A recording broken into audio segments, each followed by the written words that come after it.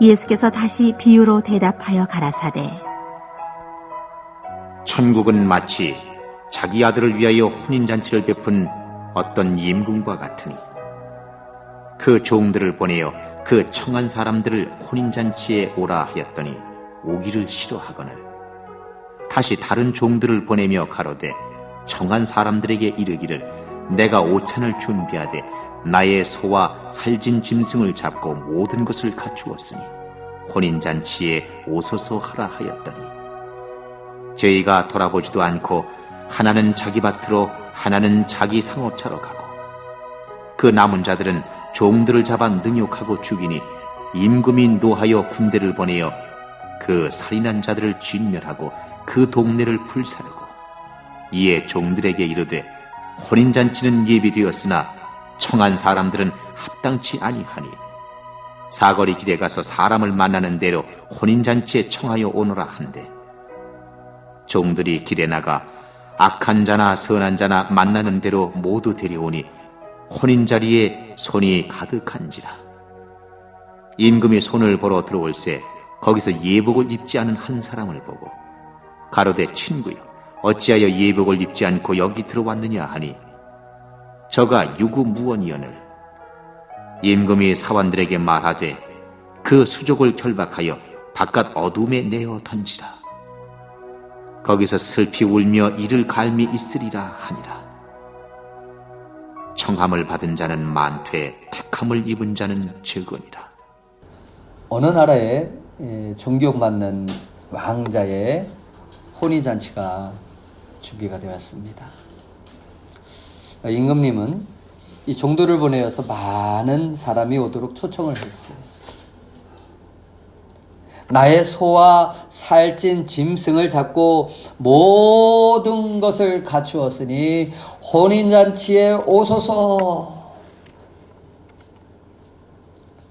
사람들은 즐거워하며 많은 관심을 보일 줄 알았는데 왕의 초대를 받은 사람들이 저마다 거절을 하는 거예요.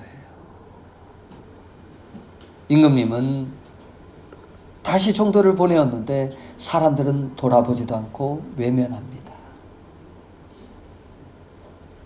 임금이 나라를 잘 다스려서 평안을 누리고 있다면 그 임금이 베푸는 그 잔치에 참석해서 축하하는 것은 백성으로서 당연한 일이에요. 그리고 얼마나 영광된 일입니까? 그런데 이 사람들의 변명하는 소리를 한번 좀 들어보세요. 누가복음 14장을 보니까 나는 밭을 샀기 때문에 잔치에 갈 수 없습니다. 나는 소 5마리를 샀기 때문에 지금 시험하지 않으면 안 돼요. 나는 장가 들었으니 못 가요. 갑자기 일이 생겨서 갈 수 없게 되었습니다. 손님이 와서 못 가게 되었습니다. 실상은 왕의 혼인잔치에 관심이 없다는 거예요. 갈 마음도 없다는 거예요. 그런데 성경을 보면은 변명으로 끝나지 않고 상상할 수 없는 일들이 벌어져요. 일부 어떤 사람들은 그 초청에 응하지 않겠다고 임금이 보낸 그 신하들, 종들을 때리는 거예요. 또 어떤 사람들은 죽이기까지 하는 거예요. 이 소식을 들은 임금님은 초청을 거절한 사람들로 말미암아 마음이 상합니다. 그리고 군대를 보내서 그 살인한 자들을 진멸하고 동네를 불살라버리고 마는 그런 일이 벌어져요. 그리고 길가에 다니면서 누구나 혼인 잔치에 참석하도록 종들에게 아주 파격적인 명령을 내립니다. 본래 이 사람들은 잔치에 참여할 수 없었던 사람들이에요. 길거리에서 만날 수 있는 사람, 이 사람들은 서민들입니다. 병든 사람, 찢긴 사람, 가난한 사람, 세리, 창기 등 이런 사람들과 같이 죄 많은 사람들이었어요. 그런데 그 임금의 은혜를 입고 잔치 자리에 참여할 수 있게 된 거예요. 이 비유에 나오는 임금님은 하나님을 뜻합니다. 누구를 말한다고요? 하나님. 왕자는 예수 그리스도를 가리킵니다. 그리고 혼인잔치의 표현은 하나님 나라의 비유를 말한 거예요. 우리는 지난 시간에 신랑이 누구인가에 대해서 들었습니다. 신랑은 누구라 그랬지요? 예수님. 신부는 그리스도를 믿고 따르는 거룩한 사람들, 즉 교회를 말합니다. 여기에 종들은 복음을 전하는 자들을 말해요. 그리고 초청을 거부했던 자들은 누구를 말하냐면 이스라엘을 말합니다. 길가에 있는 이 청함을 받은 사람들은 이방인들, 하나님이 택하시지 않는 백성들, 즉 이 세상의 모든 사람들을 말합니다. 그들은 가난하고 찢기고 상처 많은 사람들을 하나님 나라에 초청하고 있는 거예요. 바울은 로마서 11장 25절에 보니까 이방인의 충만한 수가 돌아오기까지 이스라엘의 덜어는 우둔하게 된 것이라. 하나님 나라의 복음이 수많은 이방인들에게 전파되면서 수많은 사람들이 구원받기까지 이스라엘은 자신들이 왜 예수님을 죽여야 했는가, 하나님 나라에 대해서 깨닫지 못하게 된다는 의미. 지금 이스라엘의 모습을 보십시오. 아직도 복음을 받아들이지 않고 있습니다. 그러나 이방인의 충만한 수가 찼을 때, 많은 나라들이 예수님을 믿고 돌아왔을 때, 그때서야 이스라엘은 하나님이 지금까지 자신들을 초청하고 있음을 알고 돌아올 자들이 많게 될 것이라는 그런 바울의 예언이기도 합니다. 지금 그것들이 이루어지고 있어요. 마태복음 21장을 보면은 하나님의 초청에 대한 이스라엘의 반응이 얼마나 악했는지 볼 수가 있습니다. 거기도 비유의 내용이 나오는데, 어떤 주인이 포도원을 만들어 놓고 일꾼들에게 맡기고 여행을 떠나게 되었어요. 그 후에 소출에 얼마라도 거두어 가져오라, 받아오라, 이렇게 종들에게 지시를 합니다.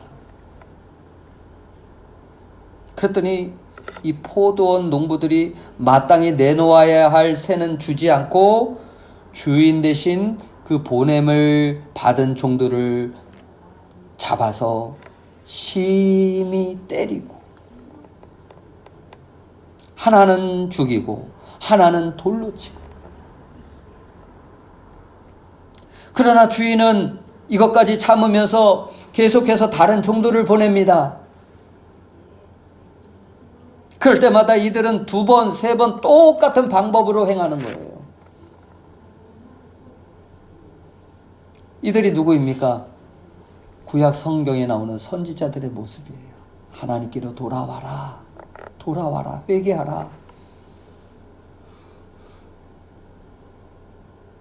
이제 주인은 내 아들을 보내면 농부들이 세를 낼 것이다 생각을 했습니다.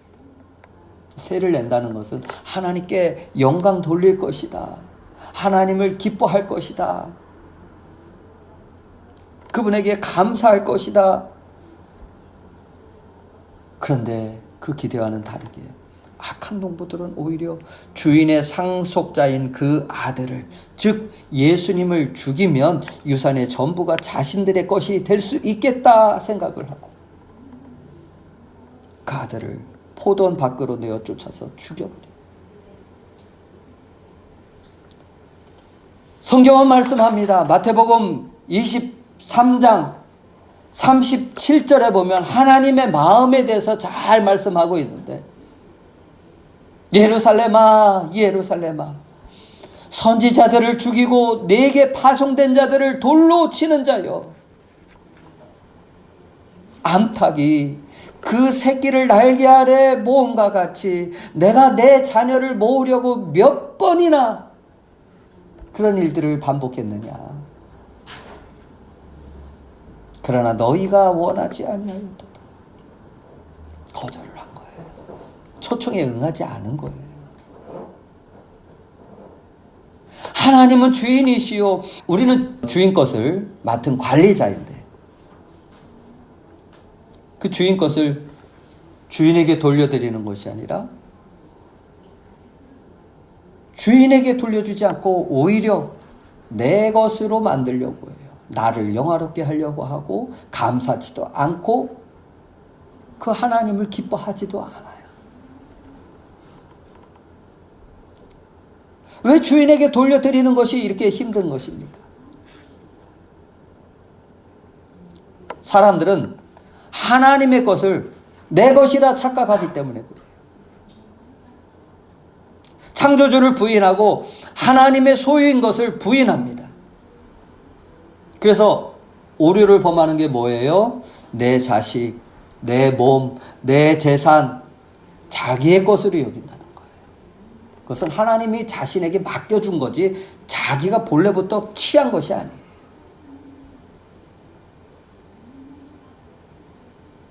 이런 것들은 하나님의 것이에요. 우리는 일시적으로 맡아서 관리하는 그런 청지기에 불과해요. 하나님께서 선지자를 보내어서 회개할 수 있는 그런 기회를 거듭 주셨습니다. 종들을 통해서 천국 복음을 받아들이고 신랑 되신 주님을 맞이하라고 외치는 거예요. 그 하나님 나라에 참여하라.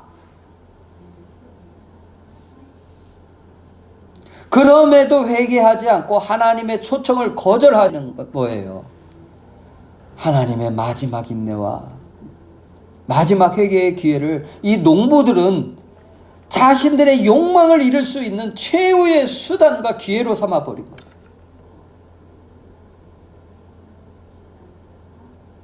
아들이니까 죽이고 상속자니까 죽이자는 거예요. 그래서 예수님은 십자가에 예루살렘 그 근교의 갈보리 언덕이라는 곳에서 죽임을 당합니다.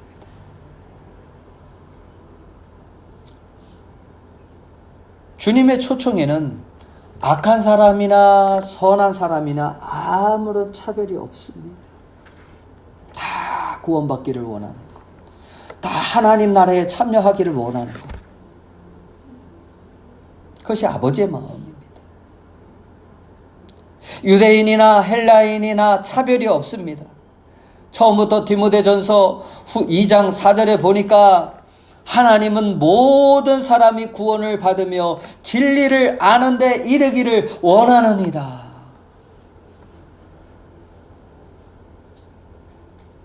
주님께서는 오늘도 우리를 부르시고 초청하십니다. 계시록에 보면은 7교회가 등장을 하는데 이 교회들은 예수님 오실 마지막 때의 교회들의 모습을 말합니다. 특히 계시록 3장에 보면은 라오디게아 교회가 등장을 하는데 주님은 그 교회에 이렇게 말씀을 하셔요. 우리가 잘 알고 있는 말씀이죠. 계시록 3장 20절 같이 보시겠습니다. 시작. 볼지어다 내가 문 밖에 서서 두드리노니 누구든지 내 음성을 듣고 문을 열면 내가 그에게로 들어가 그와 더불어 먹고 그는 나와 더불어 먹으리라. 문 밖에 있다는 것은 안타깝게도 예수님의 초청을 거절하고 있다는 말입니다. 지금까지 하나님의 나라의 초청은 계속되고 있지만 문제는 지극히 일상적인 생활 때문에 아직도 그 초청을 거절하는 데 있어요. 오늘도 온갖 핑계를 대면서 미루는 사람들이 있습니다. 직장 때문에, 사업 때문에, 공부 때문에, 누구를 만나야 하기 때문에 예수님을 여전히 문 밖에 세워놓고 문을 열지를 않아요. 그 초청에 대하여 별로 관심이 없다는 거예요. 예수님을 문 밖에 세워둔 것처럼 예수님을 초라하게 하는 것은 없습니다. 여러분, 귀한 손님이 집 앞에 와 있는데 그냥 문 밖에 세워둡니까? 얼른 뛰어나가서 모시고 들어오죠. 예수님이 오실 때가 지금 가까운 때에 지금도 노크를 한다는 것은 우리를 향한 하나님의 사랑이 변하지 않고 계속되고 있다는 증거예요.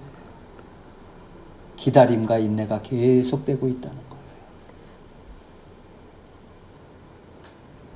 오늘 우리가 하나님 앞에 초청을 받은 자들이라는 사실을 여러분은 알고 있습니까? 이 땅에 먹고 살기 위해서 수많은 시간과 물질과 마음을 쓰고 있지만 주님을 위해서는 우리는 무엇을 하고 있습니까? 하나님 나라의 초청을 받았는데 왕이신 하나님의 초청을 거절한다는 것은 하나님 나라에 관심도 없고 자신의 일상적인 생활보다 중요하지 않게 여기기 때문에 그러는 거예요. 저는 일 때문에, 사업 때문에 바빠서 사양하겠습니다. 하나님께 이렇게 응답하시겠습니까? 어떤 목사님이 청와대 대통령 앞에 설교하고 왔다고 자랑하는 것을 들은 적이 있어요. 이 대통령이 오라고 초청을 이렇게 받다가 보니까 그때부터 기대 반, 설렘으로 잠을 이루지 못하고 무엇을 입고 가지? 또 하루는 미용실에 가서 머리부터 손질하고 옷을 드라이하면서 준비합니다. 그리고 대통령 앞에 섰을 때 자꾸 목이 타고 설교하는데 많이 떨었다는 말을 하더라고요. 저도 그럴 것 같아요. 그런 일은 없겠지만. 하물며 하나님께서 여러분을 초청을 하셨다면, 여러분이 그 초청을 받았다면 어떠할까요? 하나님 나라에 들어오십시오. 하나님 나라에 들어오십시오. 근데 14절에 이렇게 말합니다. 성경을 보시고 청함을 받은 자는 많되 택함을 입은 자는 적으니라. 오늘 말씀의 요점은 초청을 거절하는 것이 얼마나 안타까운 것인가를 말씀하고 있는 거예요. 초청을 받았다는 것은 내 안에 예수님이 주인 되게 하라는 거예요. 영접하라는 거예요. 하나님은 나라가 내 안에 있게 하라는 말이에요. 그리고 임금의 초청으로 많은 사람들이 잔치에 참여하였습니다. 임금님은 참 기뻐했어요. 그런데 초청받아 온 사람 중에 예복을 입지 않는 사람이 있었습니다. 가난하니까 예복이 어디 있겠어요? 하고 얘기할 수 있겠지만 이스라엘의 풍습은 잔치에 초청할 때 반드시 예복을 미리 보내요. 사람이 잔치에 초청을 받는다는 것은 아주 기쁜 일이에요. 그러므로 초청을 받은 사람은 몸을 씻고 기름을 바르고 그 보내온 예복을 입고 잔치 자리에 참여하게 되는 것이죠. 그런데 예복을 입지 않았다는 것은 초청을 한 주인을 업신여기는 그 이스라엘의 무례한 행동이에요. 우리가 하나님 나라의 초청을 받아 들어갈 수 있는 것은 어떤 학식이나 물질이나 외모가 아닙니다. 그렇다고 우리 도덕이나 선행도 아니에요. 오직 하나님께서 주신 그 예복에 있습니다. 예복을 입었느냐 안 입었느냐. 계시록에 보면요, 어떤 다른 7교회 중에 그 교회는 벌거벗었다라고 말씀을 하고 있어요. 예복을 입지 않았다는 거예요. 우리가 그런 모습을 된다면 신랑 되신 예수님을 맞이할 수 있을까요? 그렇다면 예복은 무엇을 말할까요? 말씀? 예수님? 예.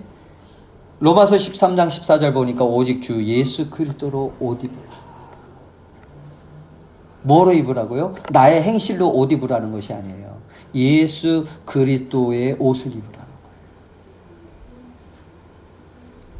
거예요. 이미 우리에게 거룩한 예복, 즉 예수 그리스도의 옷을 주셨습니다.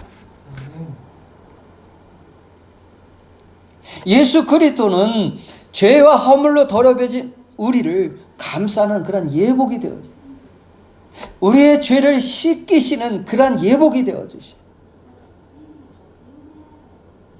하나님께 초청을 받은 성도들이 준비해야 할 예복은 예수 그리스도를 믿는 그 믿음의 옷을 준비하는 거예요. 이 예복은 십자가에 흘리신 거룩한 보혈의 피로 뿌린 옷이에요. 예수 그리스도를 믿는 믿음을 통해서 입는 예복은 의로움의 옷입니다. 더러운 옷이 아니에요. 이 의의 예복은 예수 그리스도를 구주로 고백하는 믿음과 그 믿음이 구체적으로 표현되는 생활, 즉 나타나는 생활, 증거되는 생활, 그러한 삶을 말해요. 예수 그리스도를 통하지 않고는 그 어떤 것으로도 예복을 마련할 수가 없습니다.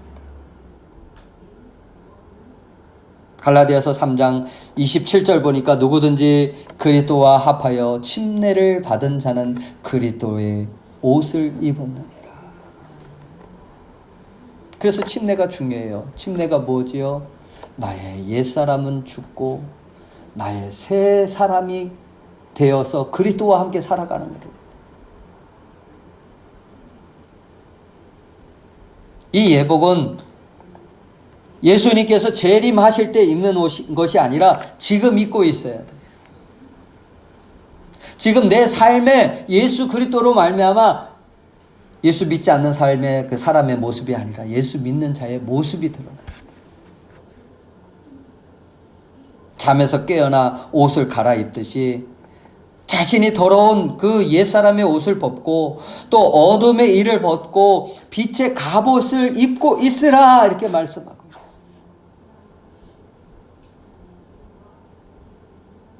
그래서 로마서 13장 13절에 보니까 낮에와 같이 단정히 행하라. 이 예복을 입은 자가 단정하게 행할 수가 있습니다. 예복을 입고 아무렇게나 행동하지 않습니다. 제가 청년 시절 양복을 입고 이렇게 교회를 가면은 생각지 않게 여러 봉사할 게 많아요. 눈에 보여요. 그래가지고 어떻게 해요?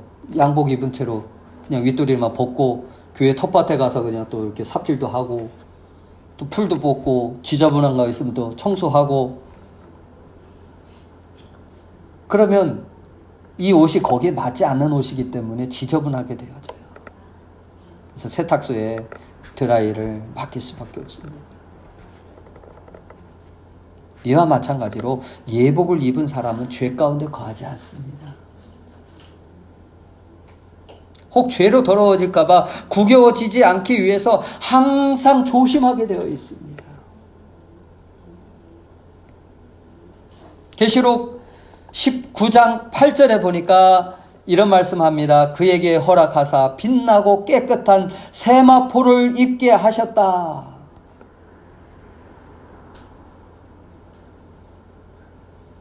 이 세마포는 하나님 나라의 백성이 입을 옷이에요.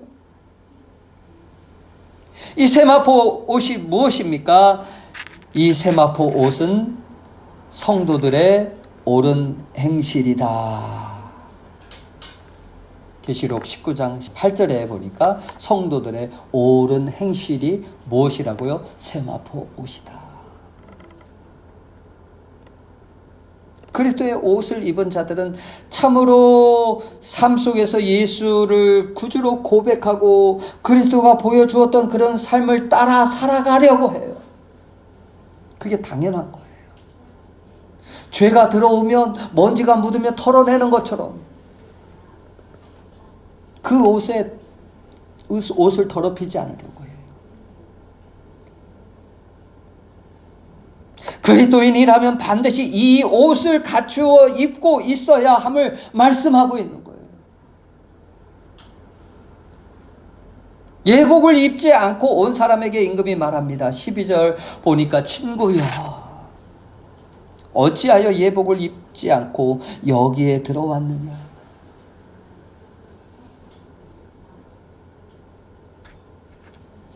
여기서 친구여라는 말은 비록 복음을 거절하지는 않았지만 그렇다고 복음을 진정으로 받아들인 것도 아닌 그런 사람들의 모습을 봐요. 명목상 그리스도인의 모습.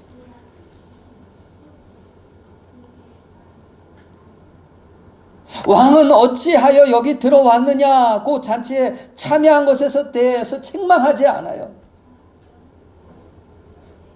왜냐하면 모든 사람들에게 그 초청의 길을 열어주셨기 때문에. 그러나 다만 너는 어찌하여 참된 신앙도 없고 진정한 회개도 없고 주님을 사랑하는 마음도 없으면서 이 자리에 있느냐고 책망하고 있는 거예요. 오늘 본문의 말씀에 등장하는 그 예복을 입지 않은 사람은 하나님 나라의 초대를 받았지만 그에게는 변화와 반응이 없었다는 거예요. 그 원인이 무엇인지 본문에는 나타나 있지 않습니다. 그러나 유구무원 아무 말도 하지 못한 것을 보면 해야 할 일을 하지 않았다는 것을 스스로 인정한다는 말이에요. 왕은 분명하게 명령합니다. 13절 그들을 바깥 어두운 데에 내어 쫓으라. 슬피 울며 이를 갈미 있으리라. 예복을 입지 않는 그 자의 모습이 이와 같아요. 얼마나 억울하겠습니까? 하나님 나라는 그 누구에게나 차별 없이 넓게 열려져 있습니다. 하나님 나라에는 누구나 하나님의 은혜를 초청받을 수 있고 들어갈 수가 있어요. 그러나 잔치에 참여하는 자의 반응이 있어야 합니다. 그의 삶이 있어야 합니다.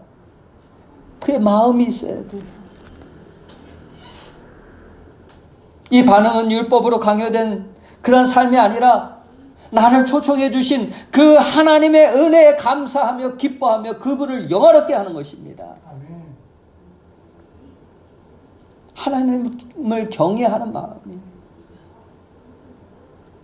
나를 구원하셨는데 내가 세상 가운데서 내 마음대로 살지 말아야지. 그래도 하나님 뜻대로 살아야지. 그런 반응이 있는가 물어보고 있는 거예요. 그렇지 않으면 우리도 아직 예복을 입지 않는 거예요. 우리 모두는 하나님의 초청을 받고 이 자리에 나온 사람들입니다. 각자가 하나님으로부터 초대받은 그 동기, 시간, 상황은 다를 수 있습니다. 어떤 분은 어린 시절에 부모를 통해서, 또 어떤 분은 실패와 좌절 가운데 있을 때, 또 어떤 분은 큰 고통으로 삶에 지쳐 있을 때 그 초청에 응할 수도 있었어요. 하지만 하나님의 초청에 응답했으므로 우리는 이 자리에 있게 된 것입니다. 이제 이 자리에 있다는 것만으로 만족해서는 안 돼요. 한 걸음 더 나아가서 하나님의 초청에 어떻게 응답해 가고 있느냐, 나의 삶을 어떻게 만들어 가고 있느냐, 예복을 입고 있느냐, 입지 않느냐, 그에 어울리는 그러한 예복을 아직도 그냥 장롱 속에다가 처박아 놓고 그렇게 살지는 않을까요? 구약 성경에 그 하나님의 법궤를 이스라엘 변두리에 놓고 삶의 중심으로 모시지 못한 그러한 모습이 우리의 모습이 아닐까요? 계시록 22장 14절 함께 보시겠습니다. 시작. 그 두루마리를 빠는 자들은 복이 있으니 이는 저희가 생명나무에 나아가며 문들을 통하여 성에 들어갈 권세를 얻으려 함이라. 조금 전에는 예복이라 그랬습니다. 세마포라 그랬습니다. 또 여기 보니까 여긴 두루마리라고 나오네요. 다 같은 말입니다. 그렇습니다. 우리가 입어야 할 예복은 어린 양 대신 예수님의 피로 말미암아 깨끗하게 씻어진 그런 흰 옷이에요. 성경은 이 옷이 더러워질 수 있다고도 얘기해요. 그러나 이 옷을 빠는 자들이 어떻다고요? 복이 있다고 말해요. 빠는 것은 회개를 말합니다. 예수 그리스도의 보혈로 깨끗하게 날마다 씻을 수 있어야 돼요. 내 몸을 씻듯 나의 가진 그 옷들을 빨고 세탁하듯 내 영혼도 씻을 수 있어야 돼요. 거절하지 않고 예복을 잘 입고 있어야 한다는 거예요. 그것이 단정한 모습으로. 우리가 예배를 드리기 위해 교회에 나오고 주일을 지키는 것은 마치 천국 잔치에 하나님 나라의 초청을 받은 그러한 자들의 반응과 같습니다. 마땅히 그 초청에 응답하는 우리는 지금 어떤 반응을 하면서 살아가고 있습니까? 우리가 주일에 모이고 예배하는 것은 예복을 입고 주를 맞이하기 위한 준비를 하는 것과 같아요.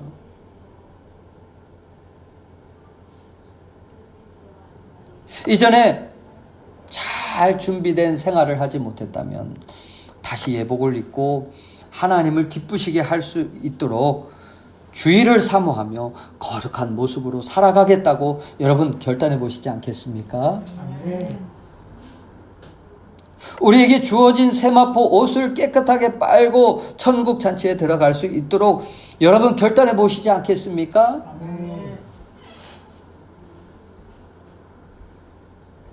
가장 바쁜 일상생활 속에 무엇을 위해 살아가야 하는가?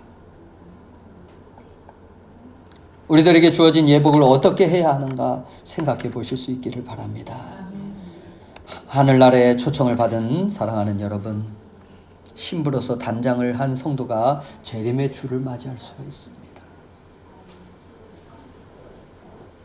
하나님의 초청과 그 호의를 거절하지 마시고 주어진 의의 옷을 입고 빛의 자녀들처럼 올바른 행실로 우리의 신앙을 지켜나가는 저와 여러분이 다 되시기를 예수님의 이름으로 축원합니다. 우리 함께 같이 기도하시겠습니다. 우리 함께 기도할 때 예수님의 거룩한 옷으로 입고 초청하여 주시니 감사드립니다. 그러한 삶을 살아갈 때 우리의 삶에서 거룩한 삶, 경건한 삶을 살게 하여 주시고 구별된 삶을 살게 하여 주시고 그 재림의 주를 잘 맞이하기에 부족함 없도록 잘 준비된 자들이 되어질 수 있도록 하나님 역사하여 주시옵소서. 우리 함께 같이 기도하시겠습니다. 하나님 아버지 감사드립니다.